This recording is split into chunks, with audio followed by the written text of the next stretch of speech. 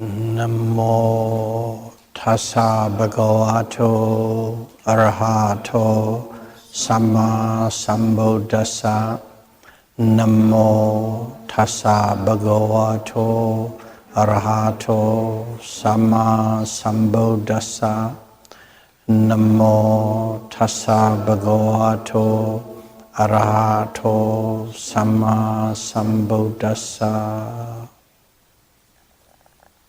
Our talks are totally focused on the Satipatthana Vipassana, mindfulness insight meditation. In the last 18 weeks, we were discussing about this meditation. When one is practicing, it is very important to focus or to incline your mind to see the cessations of every object that you are observing. Okay. By inclining it, you will see the cessation or the ending or the disappearing of every object. That will prompt you to see Dharma a lot quicker and faster. Keeping that in mind, one observes the object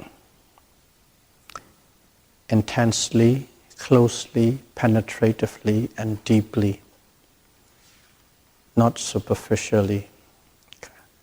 A full effort, like laser beam-like.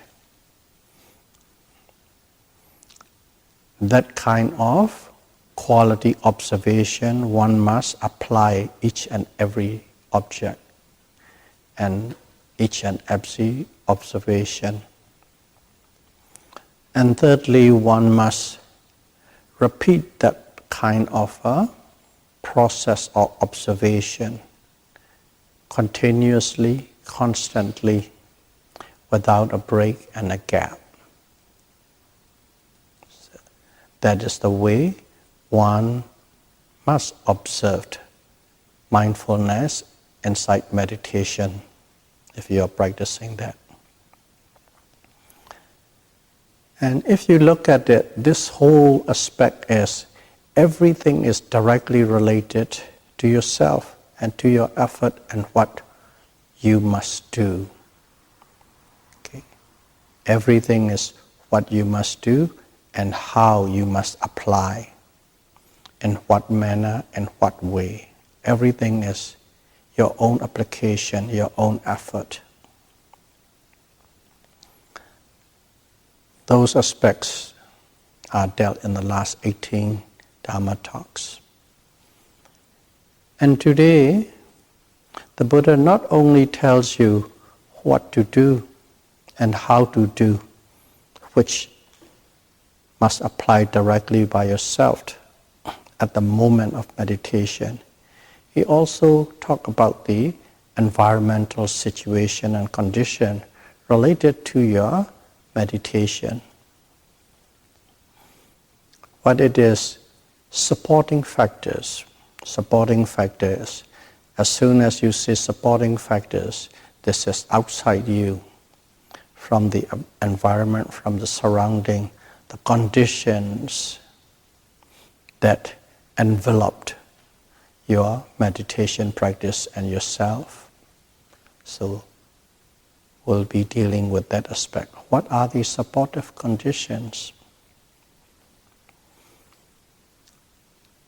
And these supportive conditions, of course, this is not what you are doing, which directly related to you and that you are responsible. This is what others outside, in the relationship with outside. So sometimes you may have the perfect condition, sometimes you may not have it. That must be fully aware. When you have it, use it with grace. When you don't have it, have perseverance, have tolerance, have patience, and do with whatever you have.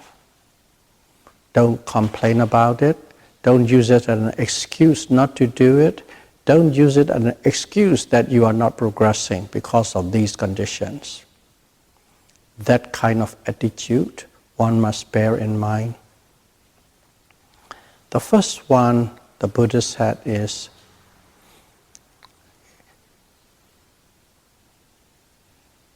awasa sappaya. Awasa is more or less, it's more like a shade. Okay? Because India, Burma, those are very hot country, tropical country. If you go under the shade, you got relief from this very hot sun. Okay, a shade. Or in other words, it's a place that you can rest your body with ease. So in this case, you can call a place, accommodation. Okay, a place, accommodation, a building, a structure. That's, you can call it awasa. Sappaya is, it has at least the basic necessity and requirements, or in harmony, do what you are doing. A place which harmonize and give you the best support so that you can meditate with your full effort and strength. It's awasa sappaya. That is important. If you have a good one, you progress a lot faster. If you don't have it, of course you have to bear the difficulties that comes along with the lack of that accommodation. So in accommodation, of course, we can nowadays say, are we going to do in a 5-star hotels, or a great monastery, or a little monastery, or it's a little house in a village, or even under a little hut under the tree, or simply under the tree. These are all ranges. So which one is the right one? So in here, the Buddhas give 5 specific factors what it applies, that what is called the proper suitable accommodation. The first one is, it must not be too far or too near. Okay, that's the first requisites of the accommodation. Let's say you live in Vancouver. Okay, every week or every month, if you have to drive about 6-7 hours to go and meditate, do a meditation place, that's too far. It's already about 5-6 hours back and forth. You are on the road for a whole day, and also tire you out.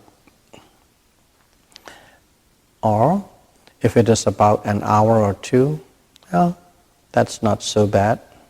Of course, if we can get it in about 45 minutes, even better. But regardless what it is, if it is too far, there are a few things that comes along with it. First of all, it's you waste a day time, or tired you out. Some people may not be able to drive, some people don't have a car, and so on and so forth. Difficulty arises. And also it implies that they are not everybody. Some people might have at home people who needs help, people who needs to look after emergency, or you yourself might need a emergency when you get old and sick. These kind of things can happen because you never know.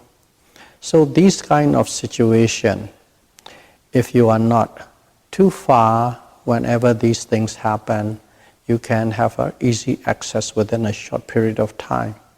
If you have an emergency at home, you can go back. If you have somebody sick at home, you don't be too worried. If you're about 6 hours away, it will take me about 6-7 hours to get back. That kind of thing. Some sort of mental worries can arise with conditions related to the distance. That is one thing. And too near. When it is too near to where you live or where people live, what happens is, number one, a lot of your people, relatives, friends might or can come and visit you because easy access. A lot of people will visit that place. So in other words, it becomes a disturbance. So choose a place which is not too far or too near. And number two is noises. See, in modern day is the traffic, okay? Whether it is planes or trains or car, and in the olden days too, a caravan of carts or chariots and so on. These kind of traffic noises can be quite a highly disturbed. And also the place where you are, is it quite close to a bazaar or market or so on and so forth, where there's a lot of constant heavy noises are going.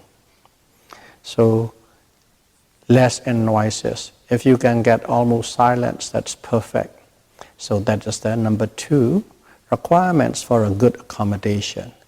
Not too far, not too near, and the noises or traffic or any other noises, constant noises that could disturb your meditation. So that's number two. And number three, okay. Number three is less disturbance from insects and bites and so on. Insects and bites is, we all know so well, especially in Canada, there's a lot of mosquitoes and the black flies. And in every part of the world, there's some kind of insects. It's always coming, crawling, biting at you. It doesn't hurt you. It doesn't make you severely to go into a hospital or so, but these things really irritate you, like even mosquito bites. After a while, what happened? It's most of your meditation is scratching, itchy. So it is tougher to get meditation or concentration. So these insect bites insects or mosquitoes must be less, or you must have a protective nature. And we are all talking about meditation buildings and center, because in the modern day. In the olden day, it's not. Some go and meditate in the forest. So in the forest too, before they start, they have to actually build a place where, number one, safe from the larger animals, that could hurt and harm you. And number two, protected from the mosquitoes and insects. If you want to be close to the water and in the valley, go down to the valley, there will be more mosquitoes. But if you take a little higher ground, the breeze is blowing and there's less mosquito or no mosquito, the wind blows away. Those are the kind of things one have to prepare ahead of time. Or you have a mosquito net, So you go with the mosquito net and cover it. Nowadays we have a mosquito repellent and so on and so forth. So in other words, we should prepare to ward against the mosquito bites and disturbance, irritation and itching. This is the number three requirement. And number four,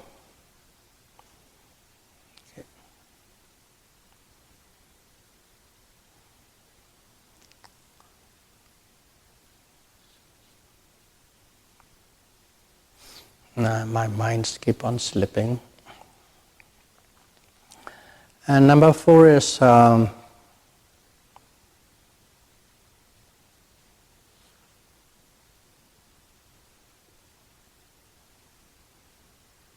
it'll come back. And another factor is, one thing is you must have a good friend, number 5. So when you are meditating, of course sometimes it's a self-retreat, you go alone and meditate. But in general, even in the olden days, at the times of Buddha, the monks go out with a group of people, a group of monks. And there's always a leader as well. Sometimes there's a teacher along with it. They go out and meditate. When they go out and meditate, if you are just simply meditators together, they have a different level of level that they have attained. And occasionally, not every day, occasionally you can talk, you can discuss, you can shuffle information so that it promotes the growth of your meditation. But nowadays, it is in the meditation center, and it is a meditation teacher along with it. So a good friend can be your co-yogis who are working together, who are a lot more senior than you, or who could be also a teacher. And specifically, the Buddhists refer to as a teacher. The Buddhist word is called Kalyana Mitta, a good friend. So one needs a very good and competent teacher when you are meditating. And when you are meditating, and if you have a good and competent teacher, your growth is very fast. Your growth is very fast. If you are meditating alone without any guide or instruction, or what to do, what not to do, then you can and you will still grow, but at a lot slower pace. And how important it is to have a good teacher is in one of the sutras there was a conversation between the Shin Ananda and the Buddha. Shin Ananda is his attendant for the last 25 years of his life. And whenever Buddha speaks, he doesn't just speak out of the blue. Whenever somebody asks a question, he answers. And when he answers, then it becomes a sutra. A sutra or sutta. Or sometimes the whole group might be sitting together and some event might be happening right in front of them, and then Buddha might draw that attention to that incident or condition, and a sutra or discourses will arise. This is how the teachings happen.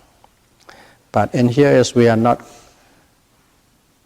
talking about the whole sutta, but one thing is Shin Ananda asked in that one incident, this phrase is, "Oh Lord Buddha, by having a good friend, a Kalyana Mitta, Dharma friend, so it is like as if you are already successful, 50% you are already successful in your practice or on your path to Dharma." And the Buddha said, "No, Shin Ananda, if you have a very good and competent teacher, you can safely assume that it is 100% you are on the way." Of course, in here is provided the people are seriously practicing and fully committed. That is without being said. A yogi who is seriously practicing and fully committed and have a very good and competent teacher, you can safely assume that you will reach the end of the journey or the goal that you are having in your mind, in which here it is the Ariyaship, to become a noble person. To that level, it is important, that much importance it has. So in here, if we recap it, first of all, it might not be too far or too near. Secondly, the noise must be less. And number 3, insects. Okay? You must be protected against the insects. And number 4, still I couldn't recall. And number 5, you must have a good teacher. So there are 5 things that one needs to have a good accommodation.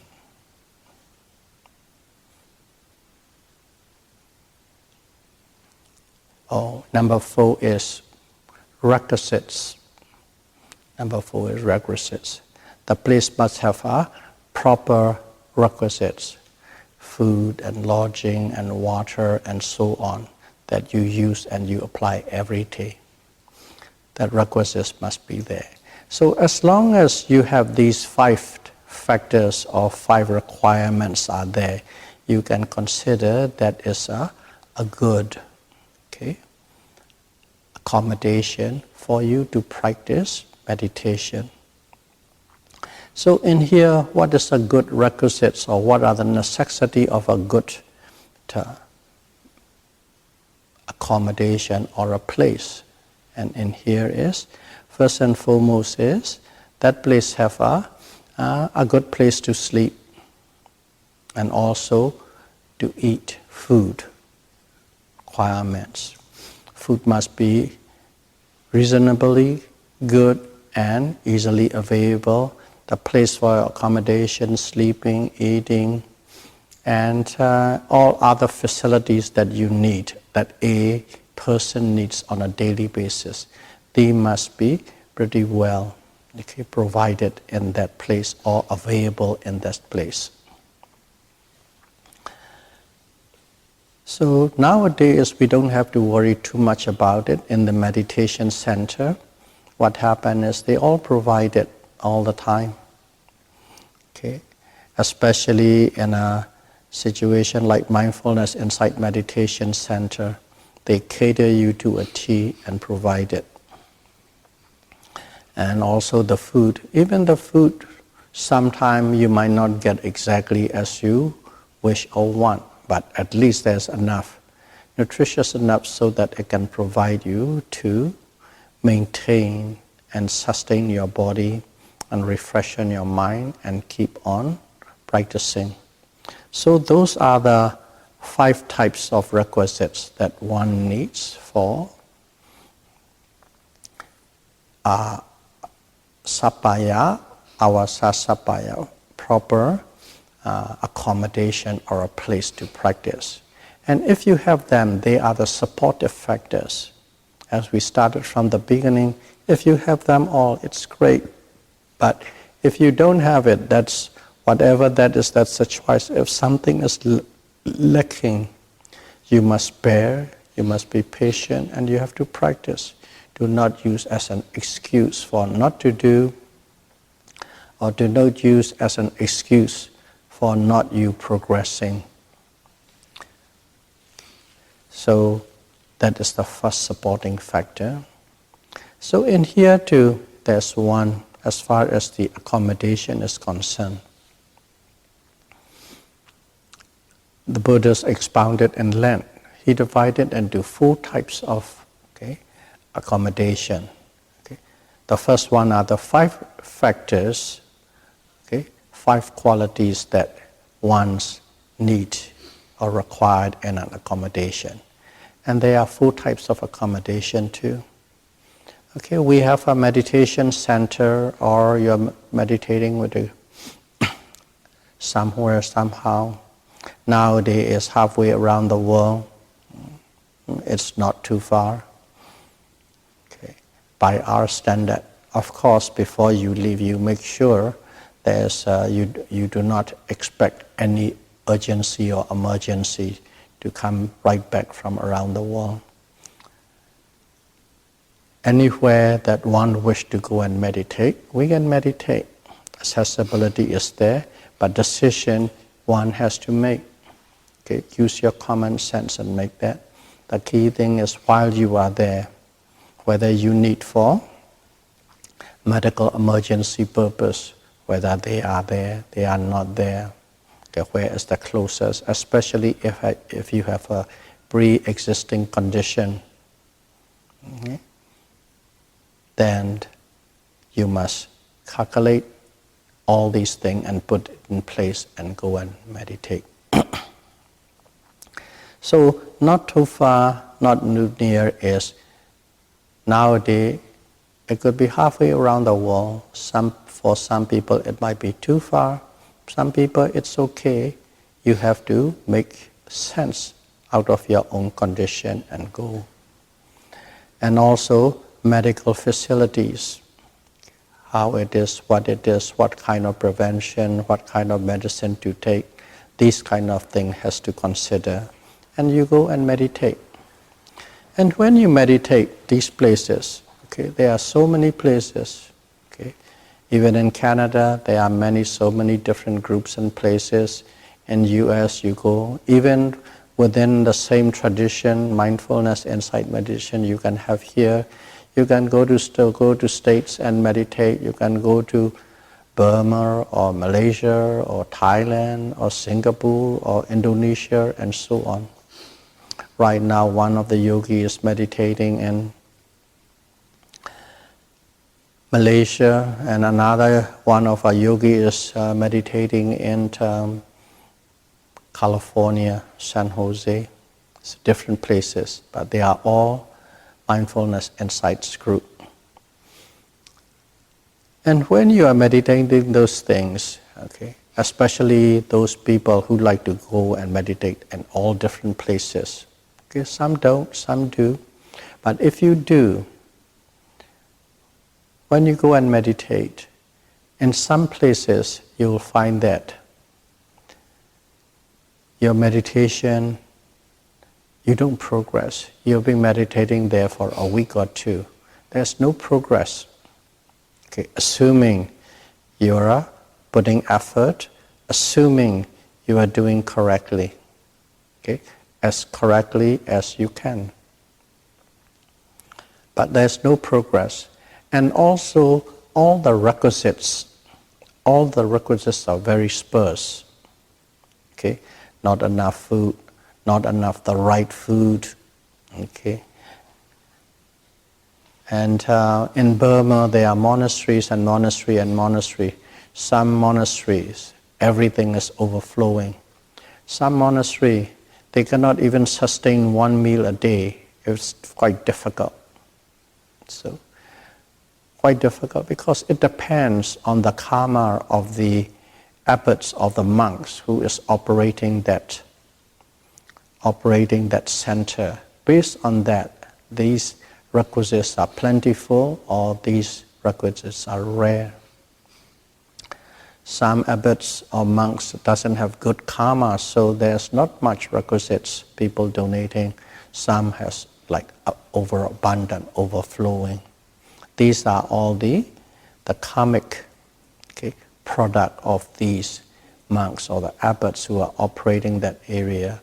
Based on the parami and based on what they have done, there's plentiful or very rare. You can find many places there's quite a distance. Just like in a life, daily life in a human, there's very poor people, homeless, not enough food, and there's billionaires and billionaires and billionaires. The same thing, these are the products of the karma. The same thing with the monks too, the same thing with the monastery.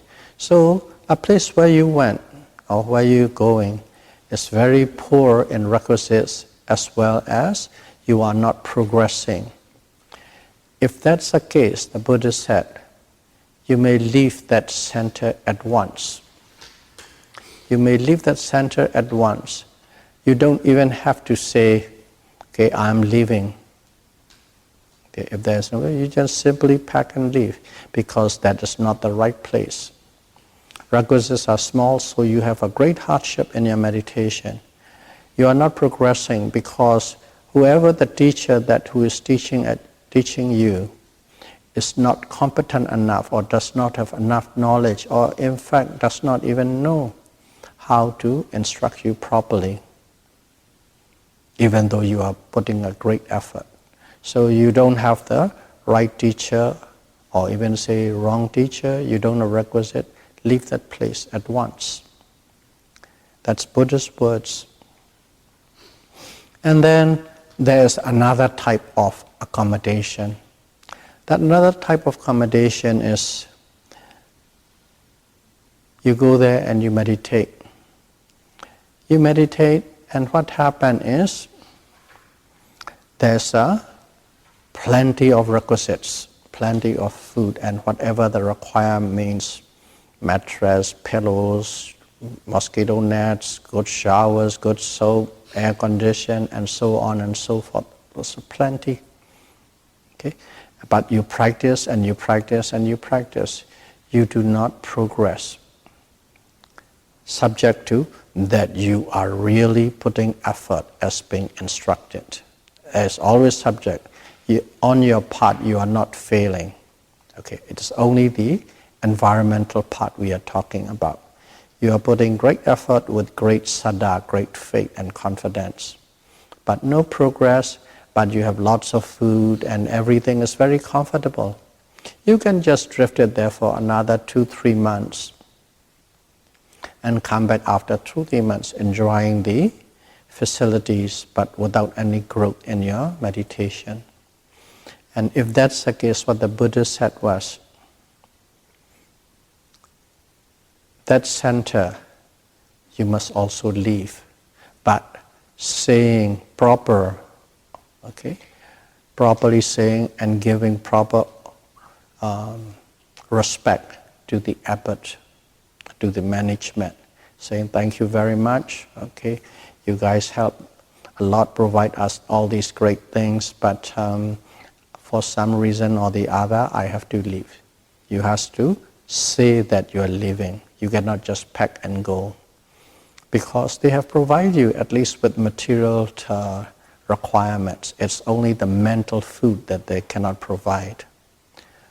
One must leave after saying goodbye. That is the second type of accommodation. And then there's a third type of accommodation. The type of accommodation is you went there and you meditate. You meditate, and this meditation center or monastery requisites are sparse. Okay, you don't have much material support. Okay, sparse, you have to struggle with it. Or, especially for Westerner, you don't have the food that you like to eat. Or hygienic are not very good. Okay, not very hygienic place, and so on and so forth. But your meditation progresses leaps and bounds. You really see the Dharma, you really see the true nature of Dharma. Leaps and bounds you are progressing. And at that kind of center, the Buddha said, have patience, have tolerance. Try to look at with a wise attitude, yoniso manasikara. And then, with patience and tolerance, you keep staying there and you keep meditating. Don't leave. If your meditation is really growing and progressing. That is the third type of accommodation. And the fourth type of accommodation is you went to a center and that center is plentiful in everything. They support you in every which way they could to the best. Let's say that's a 5-star meditation center in terms of materiality and support. And also meditation, you really grow. You progress really good. You progress mean, don't think, today is 1, tomorrow 2, tomorrow 3. It's not in that. In other words, you're meditating and all the time you are discovering or you are experiencing the Dharma that you haven't experienced before. That is the growth. Don't try and measure with, jnana 1 or jnana 2 or jnana 10. Don't go that way. Every day you meditate and every day you experience something that you haven't experienced before. Every day you experience, really understand something that you haven't understood before. Sometimes the same thing that you understood in a many different ways. That is a progress. It is not today, tomorrow, the next day, everything the same, nothing new. Everything is rise and fall, rise and fall. Then there's no progress. But there's always something that you haven't experienced before, that hasn't happened to you before, happens something. Whatever the slightest, smallest thing, trivial thing may be, that is the progress. Sometimes the same thing experienced in 10 different ways. Okay? Your understanding of that is the same. Okay, the same thing. Okay, 1 + 1 = 2. That 1 + 1 = 2, you find it in many different modes, many different ways. The answer always 2, 2, 2, 2, 2, but it's in many different ways and methods you find them. That itself is a progress too. Depending on the parami, people understand these things. Some people just simply understand pain. Okay, oh, pain, painful. You observe it and finally you overcome the pain. That's it. Pain, unpleasant, or dukkha. And some people, the same dukkha, you understand with pain in many different ways of pains and in many different modes, many different directions. It is not the same, but the essence is you understand the pain, but in so many ways. Okay? And all these depends on the parami of the person. Some people, their parami is they try to specialize in, let's call this for lack of a better word, no, simply just it is pinya, wisdom. They like to pursue, okay, not only understanding, okay, not only experiencing, not only attaining ariyaship or the end of suffering. In that process, they really like to understand in many different ways. Let's say so that they can write 3 theses out of it. That kind of thing, because that person is pursuing, his parami is specializing in pinya. And these people experience different way. And another person specializes in some sort of a mental power, and they specialize in mental power. The same thing, anicca, dukkha, anatta, you understand and experience in many different ways. Some people, they don't specialize anything. They simply just anicca, dukkha, anatta, and they don't have any sort of special experience. Special in that way is in a descriptive way. But their experience is simple. They see this nature of impermanence. They see this nature of suffering or unsatisfactoriness in a very simplistic way, in the most simple form, the way we are talking. Okay, rising and falling, it rise and it disappear. That's it, nothing more than that. But some people has a many different unique way or with many special effects, that kind of thing. And all depends on your parami, all depends on that individual specialization or pursuit from lives to lives. So don't try and compare your experience with other experience. But at the same time, without going into grasping, without going into craving, you can discuss about these things and listen to it. Eventually, it is just a matter of understanding the 3 characteristics of mind and matter: lobha, anicca, dukkha, and anatta. So keep that in mind. Don't think you have to experience like the way the other person have to experience. So those are the little things when you are practicing should bear in mind. I have some yogis who try very hard and that person is experiencing in a very natural and normal way. It is very good, very satisfactory. But that yogi heard so many stories from other yogis who experience, and that yogi thinks, I'm not growing, I'm not progressing, and leave.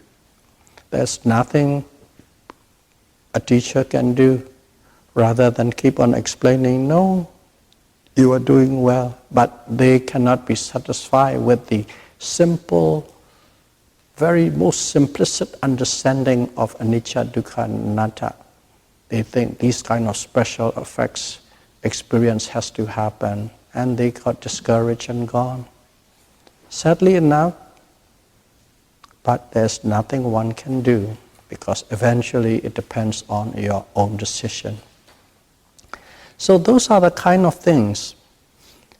These experiences are the growth.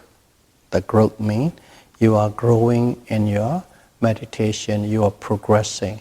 So in the shortest form, you experience the specific characteristics of physical phenomena and mental phenomena. That's the first one.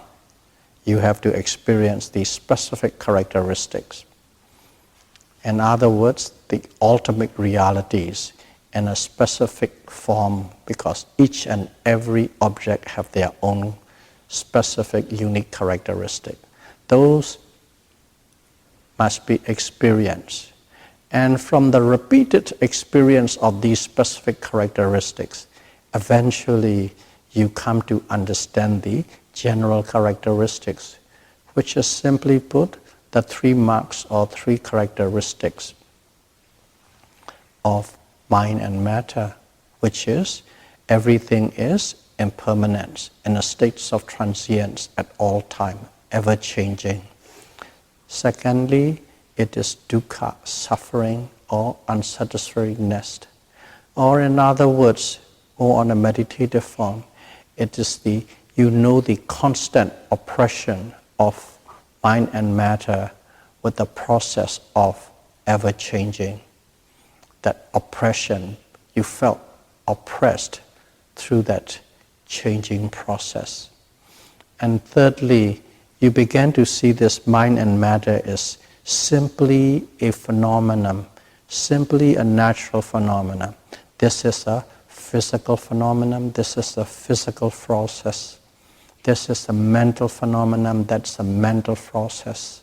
And everything is related, linked with the law of cause and effect. That's it. And that understanding, they are simply a process, they are simply a phenomenon. Everything interwoven through cause and effect, cause and effect. But other than this, there is no self, there is no soul, there is no individual, there is no personality, there is no being. And these self, a self or a soul, personality or individuality or beings, are the concept we applied to this physical and mental phenomenon operating under the law of cause and effect.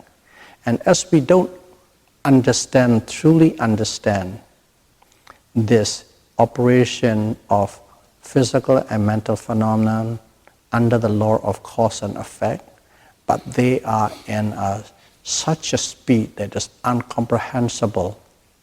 There is nothing there is to measure it.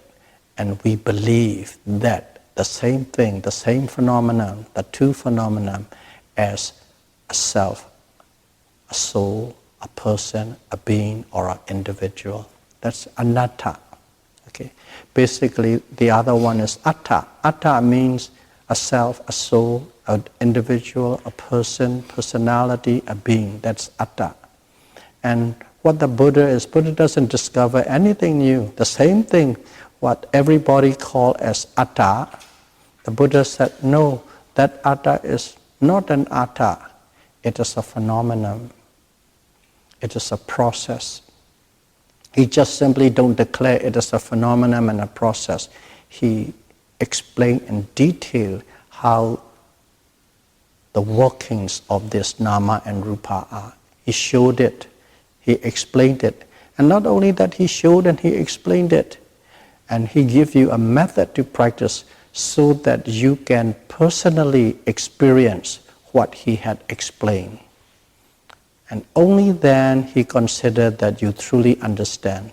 Just by listening to what he said, listening to what he explained, okay, or blindly believe him what he said, no, you still don't understand. You must experience directly what I said as a guideline, a direction. You do this way, and if you do this, you will definitely experience and understand that what you call a self or a soul or a person is simply the two phenomena, physical phenomenon and mental phenomenon, operating intricately through the law of cause and effect. Anicca, dukkha, anatta. Impermanence or state of transience or states of change, constant change. Dukkha, unsatisfactory nature of this nama and rupa. And anatta, it is simply a process, simply a phenomenon. Other than that, there is no other thing that exists for eternal or undestructive nature. So that is called general characteristic. That's it. You understand the specific characteristics of nama and rupa, and you understand the general characteristics of nama and rupa. That is the growth or the progress of your meditation, or that is the growth of your insight. And that's why we call this meditation insight meditation or Vipassana meditation. We understand all these things what the Buddha had explained to us through our own practice. And what is that practice? Sati. Constant, uninterrupted, deep, penetrative mindfulness of every physical and mental object arising at the present moment. And to sum it up, that's it. So if you are experiencing those things in your retreat, 2 months retreat, 3 months retreat, every day, okay, the given is you are putting the best effort of your life. You are putting the effort that is required for this practice. If you don't do that, nobody can help you. Eventually, you are responsible for your own. The teacher is simply showing you anything that you are not doing correctly, how to turn, where to turn. That's it. And if a teacher can show you competently about everything what you are doing wrong, that means you are doing right. And if you are doing right and if you are putting the greatest effort, what is necessary, you will definitely experience the progress or insight. So the last meditation center is your requisites are plenty, your requirements are plenty, and also your meditation is progressing. Those meditation center, the way the Buddha said is, even if the abbot asks you, okay, you have been here for 6 months, okay, you can go home. Even with that, if you're progressing, beg the abbot, please don't let me go home, let me stay longer. That, to that level, the Buddhas recommend. So there are 4 types of accommodation. One is a place, poor requisites, no growth. You can pack your bags and leave at once. Another place is, there's plenty of requisites, no growth. You say and say, thank you for taking me in, but I have to leave, and you leave. And the third one is very poor requisites, but your meditation grows, your insight grows. Be patient, be tolerant, and bear the hardship and keep on meditating. And the fourth one is plenty of requisites and your growth is very good. Those places, even if they push you out, beg them not to push out and keep on staying. So those are the things that one needs as a support. The first support, which is called awasa sapaya, right, suitable accommodation that can support the growth of your meditation. You don't have the control over it, but you can always choose. The choice is always yours. So that is one external support for your growth of meditation.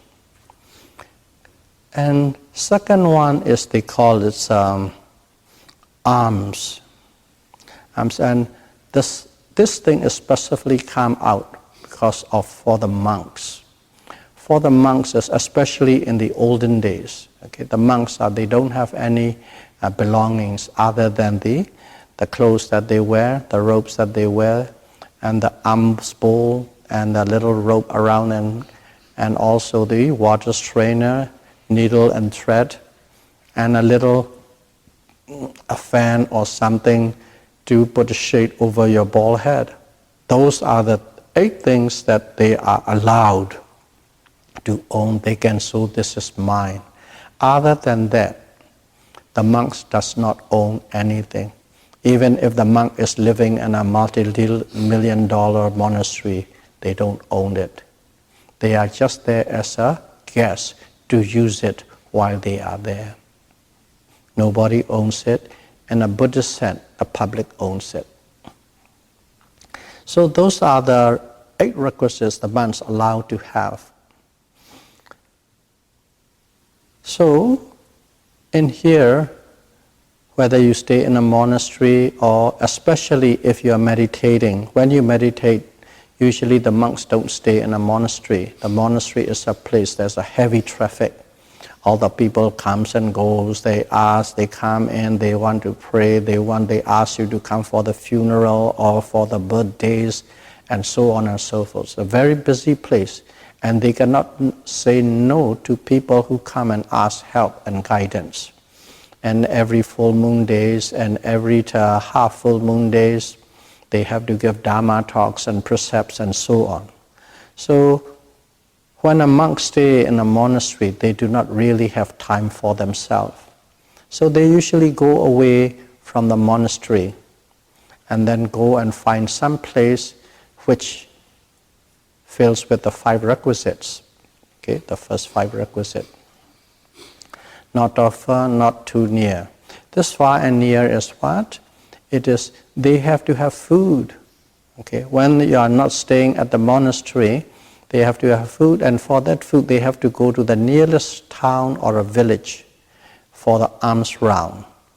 For the alms round, and then they collect food for about 1.5 or 2 hours and come back at a proper place near the water and eat and clean, and that's it. And if they stay too far from the place or village where they can go for an alms round, then they are wasting a lot of time in just collecting food. That's why for the monks, this is especially a place where you have to collect food, or the goings for the alms rounds must not be too far or too near, because that is especially for these. But nowadays in the monastery, then you don't.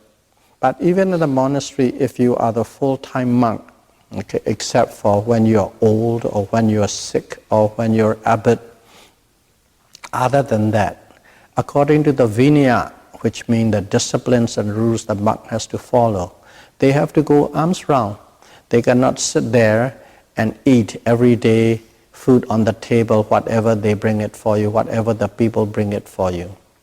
And if they do that, if they don't go for alms round, then they are breaking one of their discipline. They call it offense, a smaller offense. But if a people purposely invite it, then you accept it. You don't have to go to alms round. But you don't sit there every day expecting for the food to come and put it on your table. They have to go alms round every morning.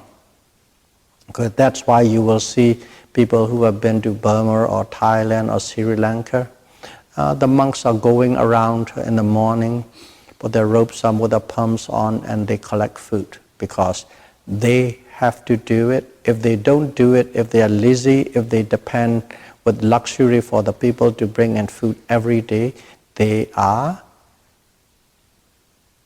committing an offense. Okay. So the monk says 227, that's one of the offense.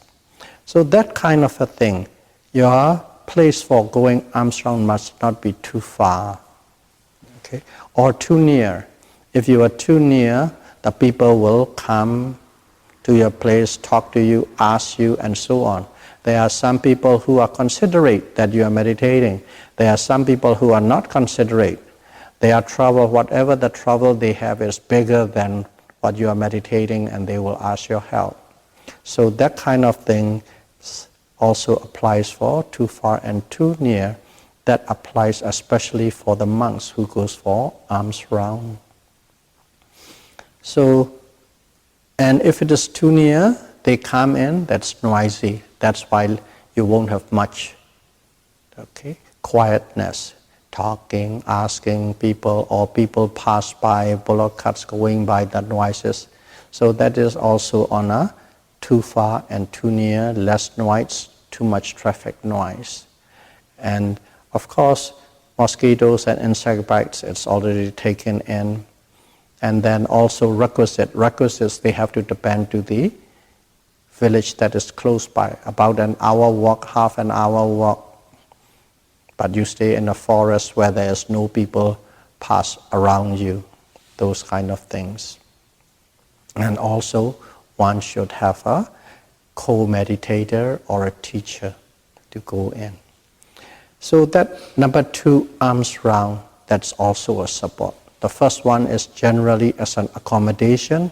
The second one is specifically, it has to be suitable for your daily alms round. So which means this is specifically for the monk.